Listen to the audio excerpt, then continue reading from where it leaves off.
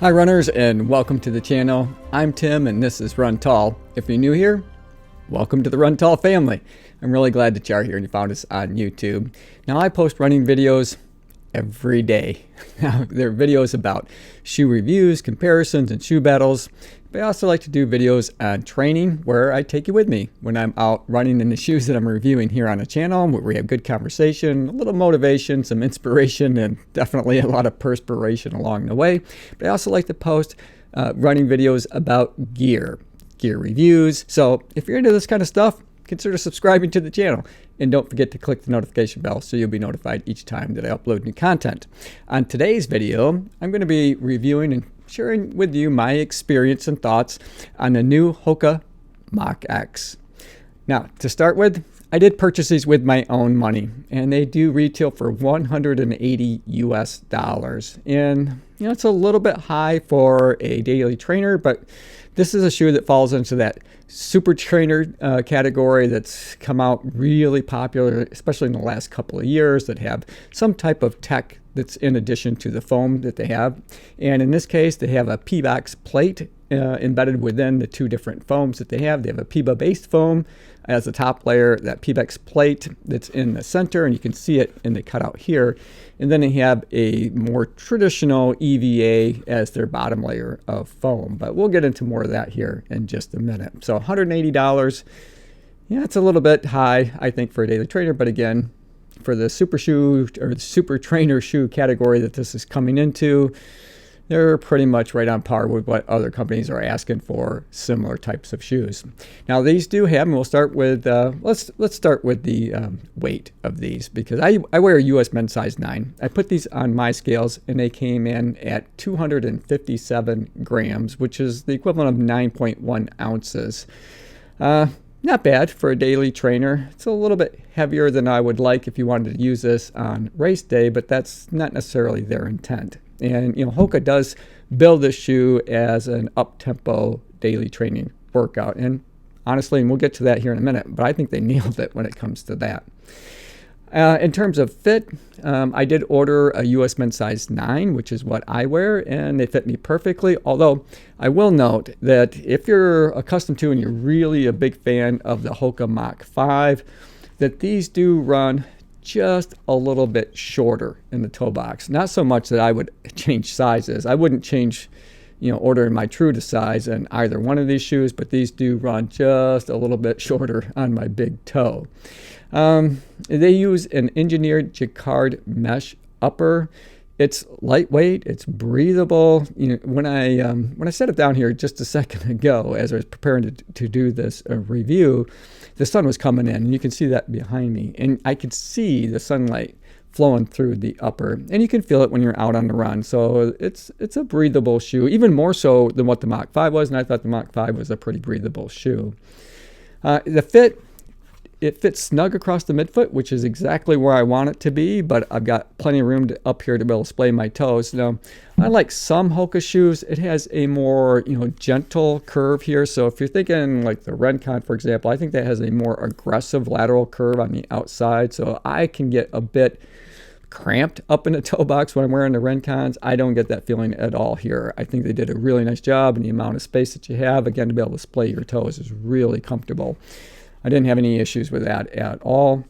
It has lots of padding around the heel collar and in the tab of the shoe. It does have that daily trainer feel to it, a lot of comfort. It's what I would call kind of that traditional padding. It's that pillow style. It kind of gently tapers down into the footbed.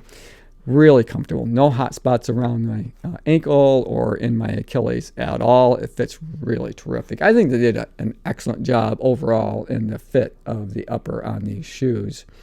So let's take a look at the eyelet chain. It's a traditional eyelet chain. I think it works. It works fine. You know, I got snugged in really easily. I didn't have any real bunching issues, and I can get some bunching, and that's just the way my foot is, right? So I don't take up a lot of volume necessarily in an upper. So for me to snug it, the laces in on a pair of shoes that are, you know, my size, they do tend to have to draw in just a little bit more than maybe most.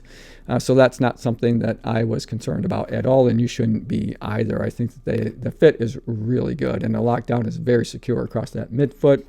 It does have a pretty thin tongue. It is gusseted, and I'll show you that here. So you can see it's got gussets on both sides, and you can see how thin the tongue is, but they do have some padding, and you can see that padding. If I turn it just a little bit there, you can see how it's raised up on the tongue.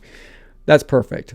I didn't feel the laces cutting across the top of my foot at all, and this is really where I'm snugging those laces down. So I thought that they did an excellent job with the tongue, just kind of finding that line of, not being overly thick or padded so that you're carrying more weight than you need to, or you're inhibiting any kind of airflow, but yet giving you just enough padding there to make it comfortable for even your long runs that are out there.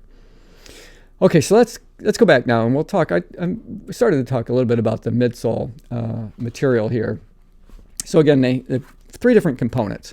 So they got their PEBA-based foam here, and you can see now mine are a little bit dirty. I apologize, but I have 45 miles in these now. I put them through a ton of different workouts, including speed work. I took these out on a recovery run, an easy run, just to get a good sense so that I could share my experiences across all the different paces and uses that you might want to put these through. And so they've got this PEBA-based foam here, and they have a lot of it. You can see how far that it comes down. Now, I don't have exact measurements, and Hoka, they haven't given us exact stack heights in quite a long time. They went to spring measurements. So I don't want to venture to guess other than to say that there's a lot of it. Okay, so I will venture to guess. So I think it's going to be in the high 30s, maybe even 40 millimeters in the heel, and it's got a 5 millimeter offset. So I'm guessing somewhere around 35 millimeters, something like that, up in the forefoot of the shoe. But again, I don't have exact measurements, and I don't want to steer you wrong as far as that goes. But regardless of how high the stack is, they're really comfortable. So I don't know that matters so much as just the comfort and the experience that you get out of running in these shoes with the midsole. So PEBA-based foam, you can see there's a lot of it, mostly concentrated up in the forefoot of the shoe. And then they have an EVA foam on the outside. And again, you can see most of that is back in the heel area. And then embedded within these two is a P-box plate. So it's not a carbon fiber plate. It has a lot more flexibility up here in the toe box, but it is still somewhat stiff, but not nearly as stiff as what you might find with a carbon fiber plated shoe. Really comfortable shoe to wear. I think this is an excellent daily trainer. And if you're new to running and you want to just invest in one shoe, especially given the cost of $180, I think this is a really good shoe that you could pick up. It's great for doing that up-tempo work, and that's really what Hoka designed it for. So I felt really having a lot of fun running some intervals in these shoes. But it does great at slower paces too. I had it out on an easy run the other day while I was running like a 9:30-minute mile pace, and it felt really, really comfortable. I like the fact that it's not a stiff carbon fiber plate feel to these. It does have a lot of give, as I mentioned. So when I was going downhill, especially, the routes that I run are some gentle rolling hills. So, it's fine going up, but coming down sometimes can be an issue in a more traditional, carbon plated shoe, because it wants you to go a little bit faster than maybe what you were intending to go. And that can be sometimes an issue going downhill, because to get the most out of it, you really got to land right here in the midfoot to the forefoot of the shoe. But because these are so much more flexible, I didn't feel like it was trying to make me or force me to go faster than I really wanted to. But yet the help was there when I did want to pick up the pace. You got all that PEBA foam and that PEBX plate. It just gives you a nice, and I'm going to say push, because it's not a bounce. I get a lot of bounce off those carbon plated shoes, but here I just felt like I was getting a nice little push through as I move through my gait cycle. Super comfortable to run in. I really can't stress that enough. This is one of the more comfortable daily trainers that I have. Okay, so let's just flip it over and we'll take a look at the outsole, and then I'll come back a little bit to how I think this is best to be used. So lots of rubber in the outsole to protect all of that EVA foam.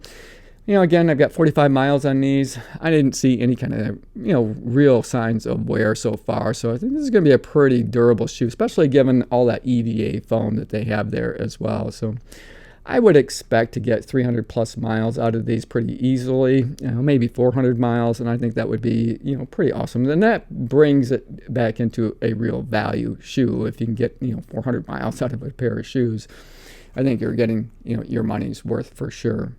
So how do I like using these? Well, I definitely like using them on those up-tempo workouts. I loved running intervals in these. You know, they do great at the slower paces as well, but compared to some of those other shoes that are out there, I felt like I had to work at it just a little bit more at those easy paces. Even though they were really comfortable and I still felt like I was getting a little bit of a push, I felt I had to work a little bit harder just to maintain the same types of paces that I might get in a more traditional, for example, carbon plated shoe that's a little bit stiffer. But the trade-off is, you know, those shoes with the carbon fiber plates do want to make you go a little bit faster than maybe you were wanting to go, especially on those downhill routes where these felt super comfortable. No matter where I was doing or what I was doing in them. If it's running intervals or running uphill, going downhill, slower paces, they're just a really solid all-around daily trainer that I think is definitely worth the money that they're asking for. All right, hey, that is it for today's video. I hope you guys enjoyed it. I enjoyed making it for you. As always, run tall, run strong, be kind to one another. Thanks for watching, and we'll see you next time right here on Run Tall with Tim.